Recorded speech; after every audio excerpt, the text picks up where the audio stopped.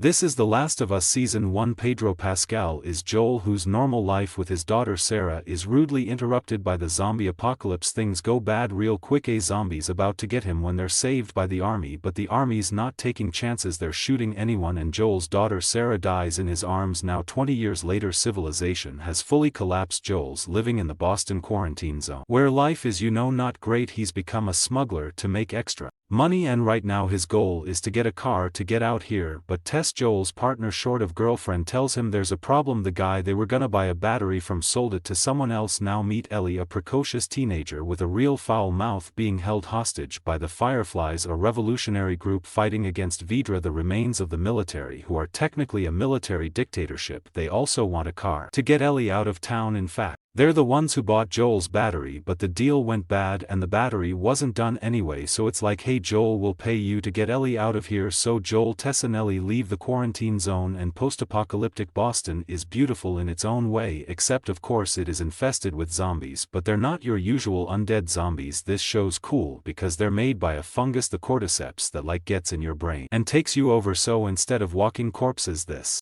show has mushroom zombies, which are arguably even grosser. They run into an advanced version, a clicker, because the mushrooms have covered their eyes, made them blind, but they click to find you with echolocation and coming at you. These things are really hard to kill, and we find out what makes Ellie so special is that she was bit but has not turned. She's immune somehow, and the Fireflies are hoping she's the key to a cure, but unfortunately at the Firefly outpost everyone's dead. And more bad news, Tess was bit, so as a horde of zombies are coming for them, Tess stays behind, and oh no, it's the gross mushroom zombie. Guess, but Tess, with the lighter and the gas boom, sacrifices herself. So Joel and Ellie get out of there. So the new plan is take Ellie to where Joel wanted to go in the first place, to find his brother Tommy in Wyoming. They stop to get supplies at Bill and Frank's place. Bill was a doomsday prepper type who turned this town into a nice little compound. One day Bill met Frank, and it's an incredible standalone episode, a beautiful apocalypse love story with a real tearjerker ending as they died in each other's arms. But as for the contribution to the story, Joel and Ellie get their truck. So Joel and Ellie are on a road trip, and at first Joel's a real grumpy pants. He's like, hey kid, you're just cargo, but at least youthful enthusiasm ASM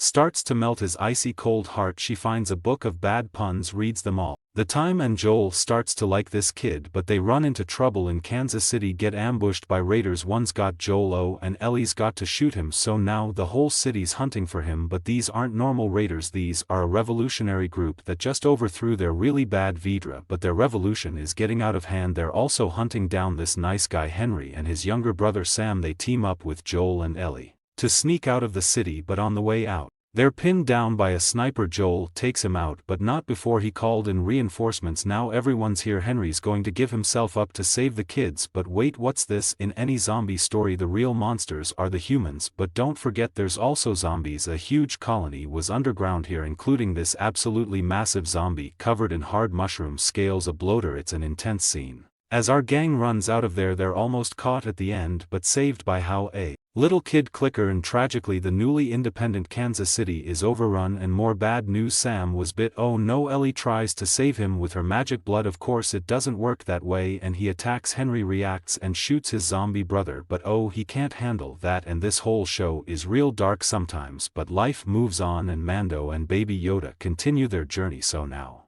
after a few months of traveling together, Joel's still in grumpy pants, but he really loves this kid. They finally make it to the successful survivors community, where Joel's reunited with his brother Tommy, but it's like, hey bro, I can't stay right now, I gotta get this kid with Fireflies to save the world. And there's a lot of emotion, like Joel's worried he can't protect Ellie, and Tommy's gonna be a father, but for his contribution to the main story, Joel and Ellie gets his horse. They go to a college in Colorado where the Fireflies had a science lab. Unfortunately it's abandoned. Finally make it to the successful survivors community, where Joel's reunited with his brother Tommy, but it's like, hey bro, I can't stay right now, I gotta get this kid with Fireflies to save the world. And there's a lot of emotion, like Joel's worried he can't protect Ellie, and Tommy's gonna be a father, but for his contribution to the main story, Joel and Ellie gets his horse. They go to a college in Colorado where the Fireflies had a science lab. Unfortunately it's abandoned. Looks like everyone went to Salt Lake City, but just now some raiders show up and Joel's gotta kill this guy so they can escape, but unfortunately Joel was injured real bad. Joe's like, hey girl, just leave me, but Ellie's not gonna do that. She's not gonna lose another person she loves. We see her backstory at the Federal Academy, but her best friend was leaving to join the Fireflies. They had a magic last night at the abandoned mall where they both admit they like each other, but then a zombie got in and they both got to bit, and it was tragic as Ellie had to kill her zombie friend and then learned she was immune. So now Ellie's out hunting when she runs into two guys, and they seem nice at first, but they're with the group that attacked the house hospital. That you'll kill them. They come out and forced to finish Joel off. Luckily Joel's healed up enough, he gets the jump on this guy.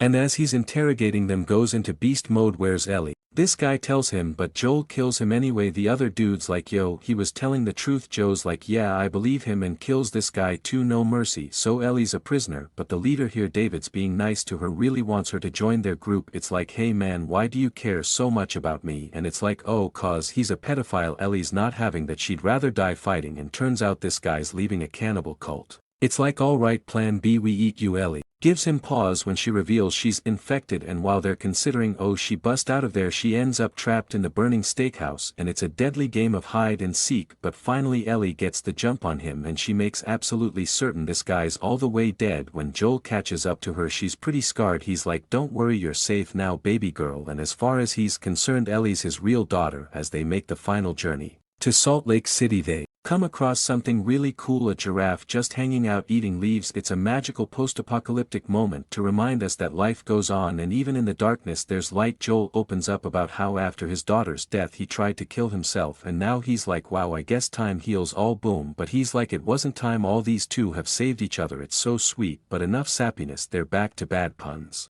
Until look, they're caught by the Firefly Patrol. Joe's like, hey, what happened? Where's Ellie? And Marlene's like, well, I got good news and bad news. Turns out Ellie's mom was infected right when she gave birth, and so it seems like the cure is actually gonna work. Okay, that's great. What's the bad news? Bad news is making the cure from Ellie will kill her. For Joel, that is absolutely unacceptable, but it's like, hey, I'm sorry, there's no other way. But the only thing Joel cares about is protecting Ellie, so he turns on the Fireflies, breaks free. He's gonna do whatever it takes to save Ellie, which unfortunately in this case means shooting up a hospital full of arguably good guys trying to save the world. And this is not an epic action scene as Joel goes into beast mode to save Ellie's life. It's a kind of disturbing scene as Joel has shut off all emotion and ruthlessly murders everyone in the building. He's in time to stop the surgery and kills the doctor, who gets Sally out of there, and it is a complex moral situation. Joel's drive to protect Ellie has been the good thing this whole show, but this is maybe not what's best for Ellie, and Joel's just doomed to the world out of his own selfish love. Marlene tells him that like, you're not really saving her, the world's still an apocalyptic hellscape. But for Joel it's not even a dilemma, he's gonna save Ellie no matter what, and kills Marlene too. So as Ellie wakes up, Joel lies to her, tells her the cure wasn't gonna work anyway. Then raiders came and killed all the Fireflies, so this whole journey was for nothing. They make their way back to Tommy's town to live out a reasonably happy normal post-apocalyptic life, but at least a smart kid. And Joel's story kind of had some holes in it. She's like, Joel, was that really how it went down? And Joel is not gonna let Ellie feel guilty for his sins. He's like, yes it was. And Ellie maybe kinda knows that he's lying to her, but she says okay. And that's where The Last of Us Season 1 comes to an end. If